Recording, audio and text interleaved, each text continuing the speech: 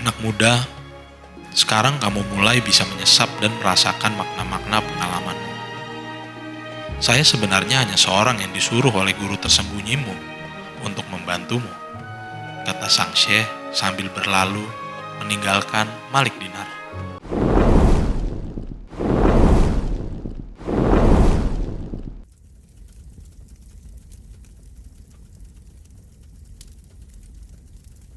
Malik dan Guru Tersembunyi oleh Irfan Afifi.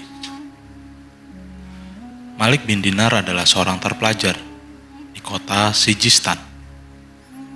Setelah bertahun-tahun berhasil menamatkan pelajaran filsafatnya dari berbagai guru di kotanya, ia merasa sudah saatnya melakukan perjalanan dalam rangka pencarian pengetahuan lebih jauh. Aku ingin pergi berkelana menemukan pengetahuan tentang guru tersembunyi yang sering dikatakan sebenarnya berada di dalam diri sendiri, gumam Malik suatu saat. Ia lalu meninggalkan rumah tanpa membawa bekal yang berarti. Ia berharap akan bertemu seseorang yang akan membimbingnya menemukan guru tersembunyi. Di tengah perjalanan, ia melihat seorang darwis sedang berjalan lamban di sebuah jalanan berdebu. Ia segera menyusul sang darwis tersebut dan ikut berjalan mengiringinya. Merasa dibarengi seorang pemuda, si darwis bertanya, "Siapa kamu? Hendak kemana kamu, anak muda?" "Saya Malik Dinar. Saya ingin berpergian mencari guru tersembunyi," jawab Malik. "Apakah Syekh mau menolongku?" "Anak muda, aku Malik Al-Fatih." "Menolongmu atau kamu yang menolongku?" timpal sang Syekh dengan jawaban bersayap. Malik terdiam. Syekh Fatih segera menambahi, "Guru tersembunyi itu sebenarnya ada dalam diri sendiri. Namun, untuk mengenalnya, orang perlu menyesap pengalaman-pengalaman dalam hidupnya. Hal-hal seperti ini sebenarnya hanya akan disampaikan seorang sahabat," pungkas Syekh. Malik masih saja terdiam. Saat melewati sebuah pohon besar, tiba-tiba si Syekh membelokkan langkah menuju pohon tersebut. Malik pun mengikuti. Pohon berderit dan bergoyang ditiup angin. "Pohon ini berbicara," si darwis berseru. Pohon besar tersebut tiba-tiba benar-benar berkata,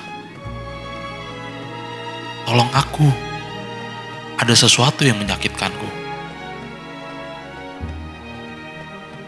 Berhentilah sebentar. Tolong pindahkan sesuatu yang menempel pada batangku, sehingga aku bisa terbebas dari rasa sakit," keluh pohon mengiba. Segera saja Malik menjawab kesal. "Bagaimana kau bisa minta tolong seperti itu? Tidakkah kamu lihat, saya sedang terburu-buru, wahai pohon aneh?" Malik segera menggelandang tangan darwis. Mereka lalu melanjutkan perjalanan. Setelah beberapa mil dari tempat pohon tadi, Syekh berujar, "Saat berada di dekat pohon besar tadi, sebenarnya aku merasa sedang menghirup bau aroma madu. Mungkin ada sarang lebah madu yang menempel di salah satu rongga di batang pohon tersebut." Mendengar penjelasan si Syekh yang meyakinkan, Malik segera menimpali. "Jika memang itu benar, kenapa kita tak kembali ke pohon itu?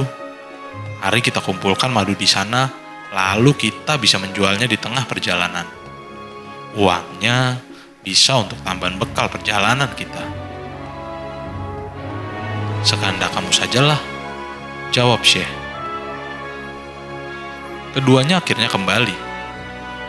Saat mereka hampir tiba, mereka terhenti. Mereka dengan jelas bisa melihat segerombolan orang sedang mengumpulkan madu yang menempel di salah satu rongga batang tersebut dalam jumlah yang begitu banyak. Sambil menatap mereka dengan tatapan kesal, Malik bergumam pelan. Betapa beruntungnya orang-orang ini.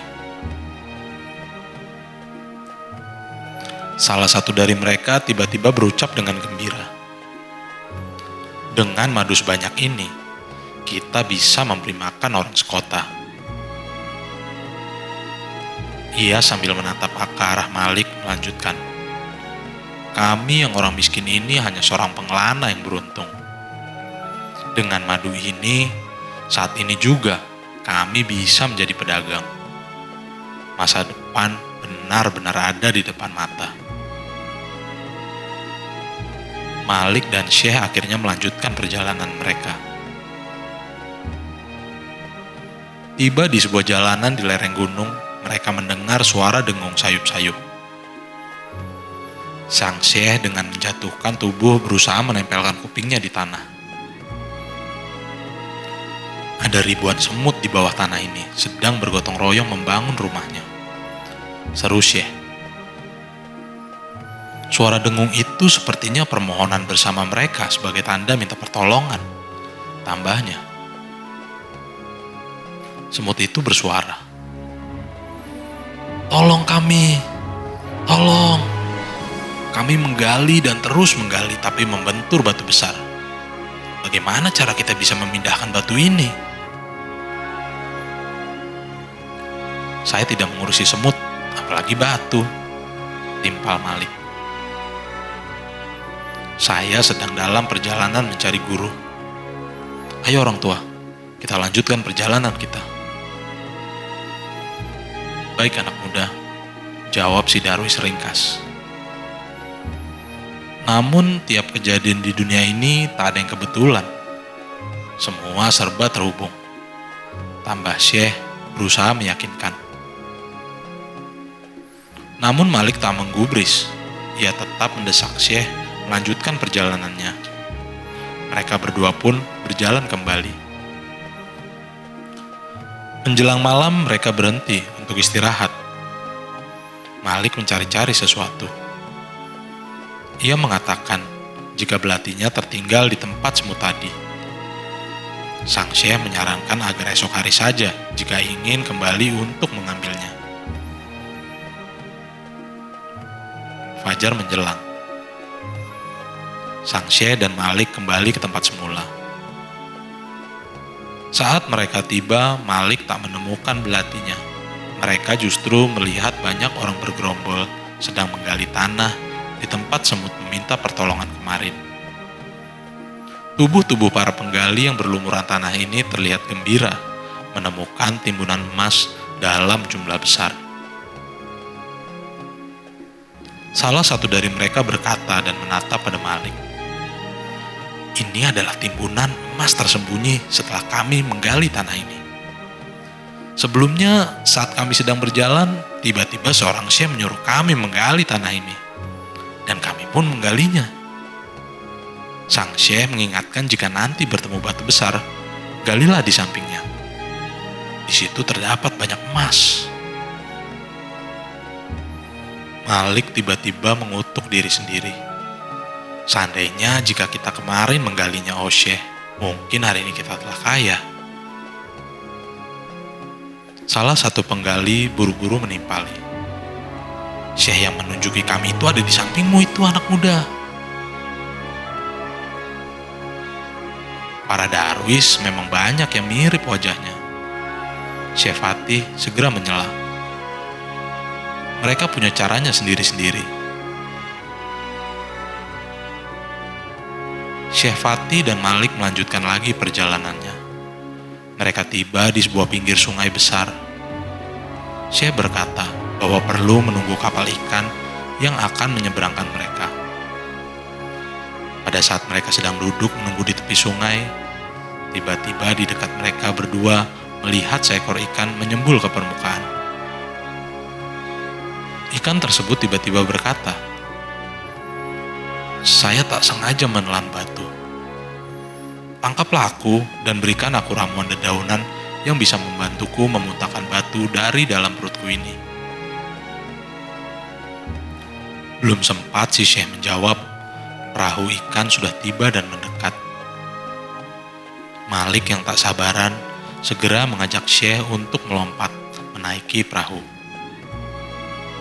Syekh Fatih menurutinya, lalu memberi koin tembaga pada pengayuh kapal sebagai jasa imbalan. Mereka akhirnya sampai di seberang sungai dan langsung beristirahat melepas lelah di kedai teh di pinggir sungai. Waktu sudah menjelang malam dan mereka pun terlelap karena kelelahan. Keesokan harinya, mereka duduk sambil menikmati teh suguhan dari kedai teh. Tak berapa lama, pengayuh perahu yang mengantar kemarin muncul kembali.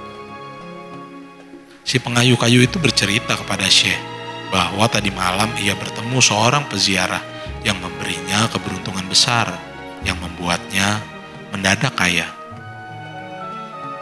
Dengan raut gembira sambil mencium tangan Syekh Fatih, ia meminta doa agar keberuntungannya menjadi berkah. Syekh Fatih pun mendoakannya. Setelah itu si pengayuh perahu pamit kepada Syekh karena ia melihat di seberang sungai ada seseorang yang butuh diseberangkan. Ia kemudian menarik perahunya menuju seberang.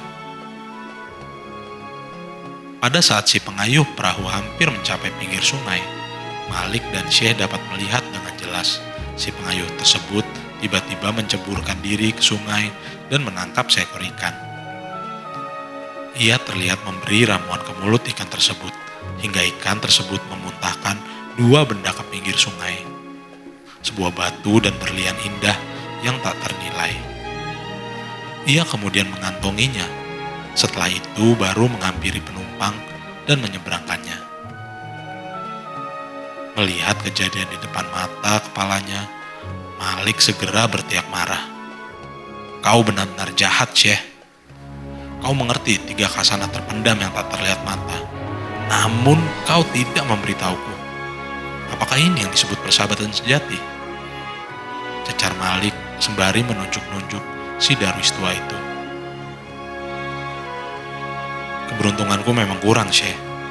Setelah bersama denganmu pun, bahkan aku tak bisa menangkap kemungkinan tersembunyi dalam pohon besar, sarang semut, dan ikan, serta seluruhnya." Setelah selesaikan kata-katanya, tiba-tiba angin berembus pelan menerpa tubuhnya. Angin itu begitu lembut, hingga seolah-olah sedang menyentuh jiwanya. Ia baru tersadar, kebenaran dari apa yang barusan ia katakan justru ada dalam perkataan sebaliknya, bahwa Syekh telah berusaha menunjukkan jalan dan mendekatkan kepada pengetahuan tersembunyi. Hanya ia saja yang tak peka dan melewatkannya, padahal ia sudah begitu dekat. Syekh Fatih menepuk pundak Malik sembari tersenyum kecil. "Anak muda, sekarang kamu mulai bisa menyesap dan merasakan makna-makna pengalamanmu. Saya sebenarnya hanya seorang yang disuruh oleh guru tersembunyimu untuk membantumu," kata sang Syekh sambil berlalu meninggalkan Malik Dinar.